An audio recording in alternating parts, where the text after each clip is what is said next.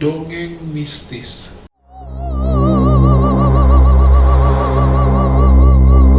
Selamat datang di Skybox Horror. Bersama saya Ci Olive.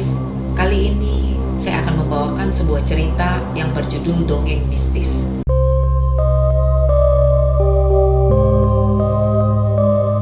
Suatu sore, di salah satu jalan di tengah hutan, cahaya oranye mulai tenggelam di barat.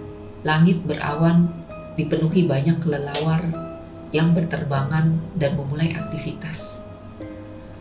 Rombongan bus berisi anak-anak SD itu tengah melaju di tengah hutan lebat dengan pepohonan yang masih basah. Genangan air pun memenuhi beberapa sisi jalan yang beraspal. Pertanda bahwa kawasan tersebut baru saja diguyur hujan. Rombongan tersebut melewati hutan ini guna menuju lokasi wisata untuk melakukan rekreasi perpisahan sekolah mereka. Suasana jalan yang sepi dan jarang terdapat rumah warga membuat para anak-anak ini bosan di dalam bus. Sedangkan perjalanan yang ditempuh masih cukup jauh. Bus pun menjadi hening. "Sepertinya ada yang aneh dengan anak-anak," ucap Sinta kepada Ray. "Memangnya kenapa?" balas Ray yang tengah sibuk dengan gadgetnya. "Mereka kayaknya bosan. Bisa kamu menghibur mereka? Bus ini jadi sepi banget," ucap Sinta lagi.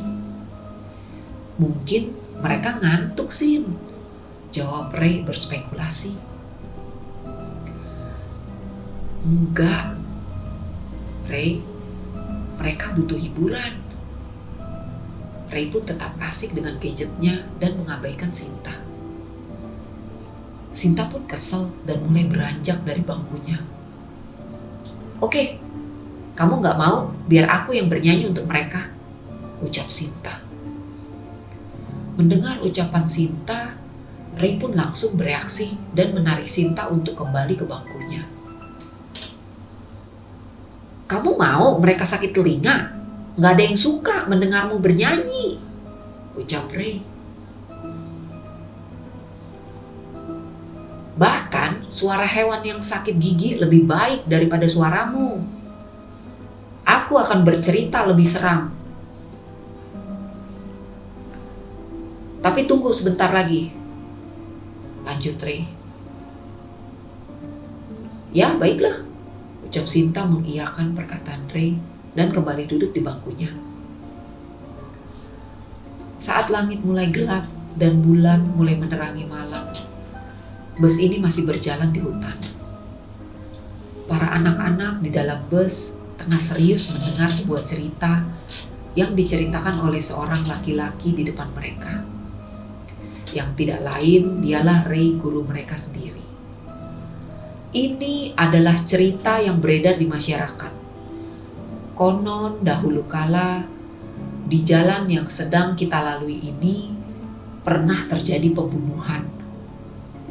Korban yang dibunuh adalah perempuan 28 tahun bernama Sumarni. Saat itu kepalanya ditikam benda keras oleh orang jahat. Sang pembunuh yang mengetahui Sumarni telah tewas pun bermaksud menghilangkan jejak dengan cara membuang Sumarni. Namun, mereka menemukan sebuah proyek pembangunan jalan raya. Saat itu pembangunan masih dalam tahap awal. Sang pembunuh pun mendapat ide. Sumarni akhirnya dikubur di area pembangunan jalan raya tersebut dengan tujuan agar makam Sumarni dapat tertimpa oleh aspal. Dan usaha mereka pun berhasil. Sampai pembangunan jalan raya itu selesai, makam Sumarni tidak ditemukan. Akhirnya jasad Sumarni pun terkubur di bawah aspal jalan raya tersebut.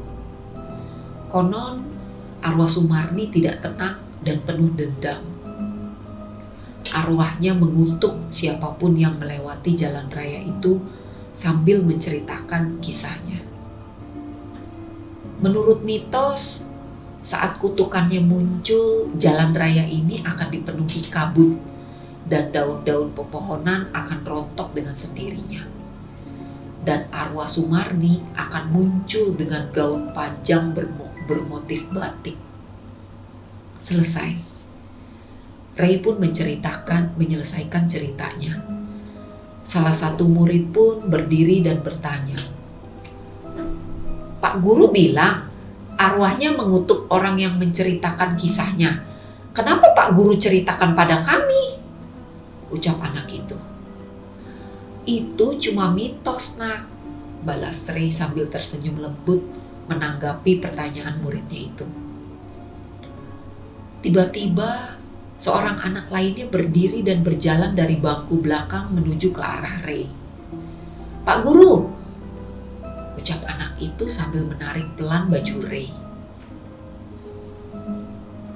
"Tidak Pak, itu sungguhan," ucap anak itu lagi. "Apa Sumarni memakai gaun batik coklat, rambutnya panjang, dan memakai sandal bakyak kayu?" lanjut anak itu dengan bertanya kepada Ray. "Loh, kamu benar sih? Apa sudah ada yang pernah bercerita cerita ini kepadamu?" tanya Ray. Anak itu pun menatap Ray dengan datar. "Enggak, belum ada yang bercerita," ucap anak itu. "Aku melihatnya sendiri, wanita yang diceritakan Pak Guru," ucapnya. Ray yang bingung tidak terlalu menanggapi omongan muridnya itu. "Dia berada di samping Pak Guru sekarang," lanjutnya. Ray pun terkejut dan menganggap omongan anak itu hanyalah candaan. "Nak, kamu mau menakuti temanmu ya?" tanya Ray.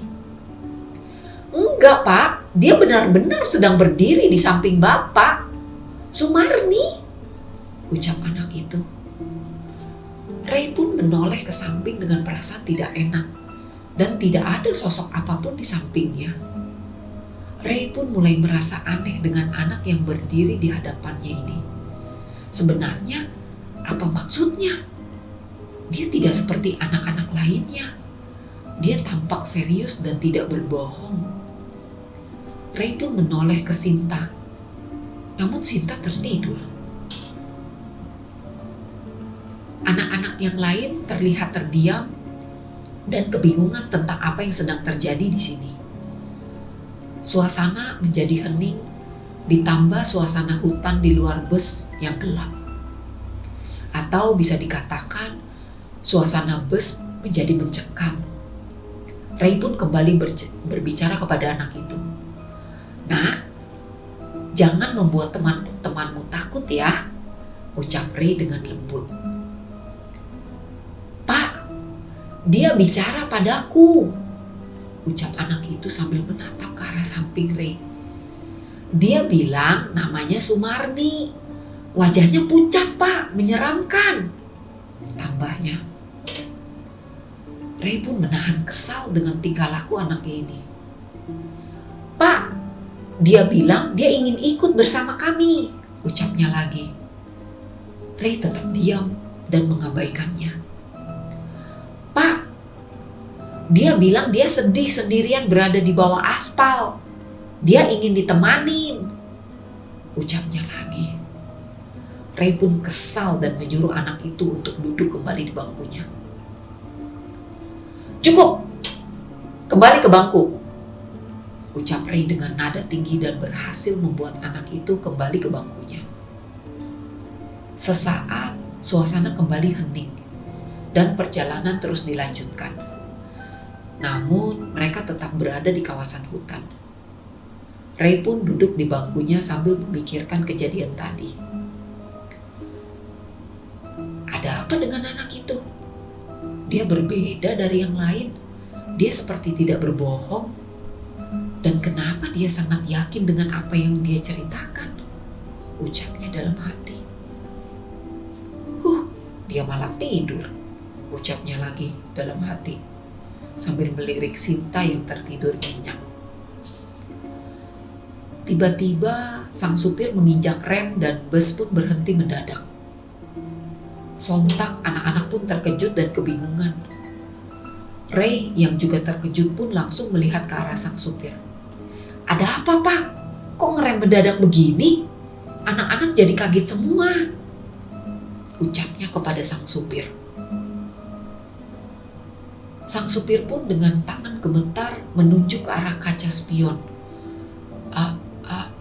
Aku seperti melihat sesuatu di pojok bus, di belakang bangku terakhir, dekat kaca belakang, ucap supir itu dengan gagap dan wajahnya yang ketakutan. "Memang ada apa?" Ray yang penasaran pun langsung berbalik badan dan melihat ke arah yang dimaksud Pak Supir. Seluruh tubuhnya bergetar dan keringat membasahi wajahnya di saat dia melihat sosok wanita menyeramkan yang memakai gaun berwarna coklat dengan motif batik dan berambut panjang yang kusut, tengah berdiri di pojok bus yang gelap. Wajah pucatnya pasi seperti mayat. Sorot matanya tajam sambil menyeringai ke arah Ray. Sosok itu terlihat berdiri di belakang bangku salah satu murid.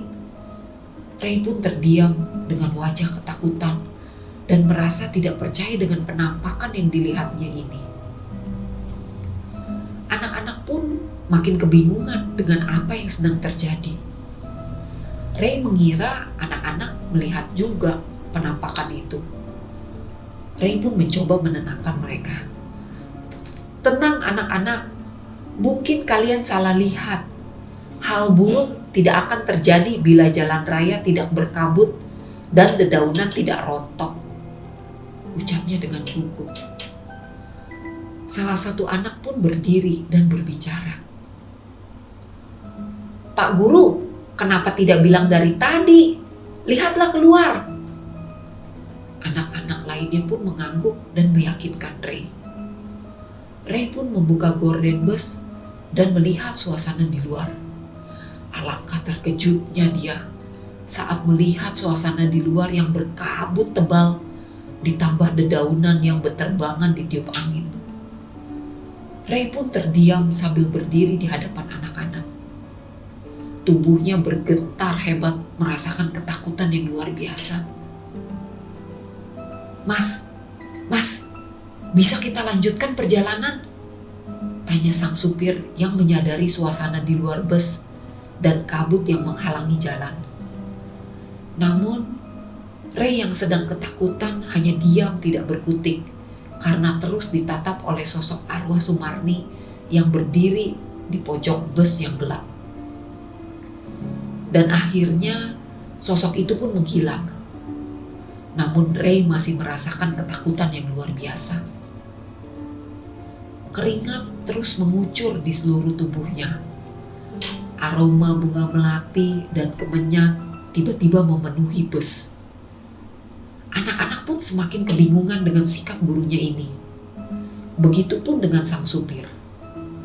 Rasa ketakutan Ray kembali menjadi-jadi setelah dia merasakan sesosok wanita menyeramkan kembali muncul di sampingnya. Kali ini sosok itu menatap tajam ke arah Ray dengan ekspresi mengerikan dari dekat. Ray yang sudah takut setengah mati berusaha menahan agar dirinya tidak berteriak. "Mas!" ucap sosok mengerikan itu dengan suara lirih memanggil Ray. "Kok sampean bisa ndeleng aku kang kene toh, Mas?" Ray yang tidak tahan dengan rasa takutnya itu pun berteriak sekeras-kerasnya, lalu seketika pingsan di tempat.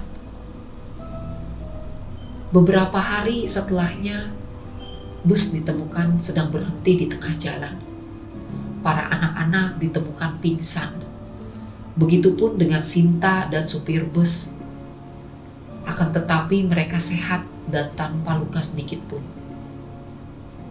Setelah sadar, mereka mengaku lupa tentang apa yang telah terjadi. Anehnya, tidak ada yang menemukan keberadaan Ray yang menghilang tanpa jejak. Sekian cerita dari dongeng mistis kali ini. Saya Ci Olive pamit undur diri.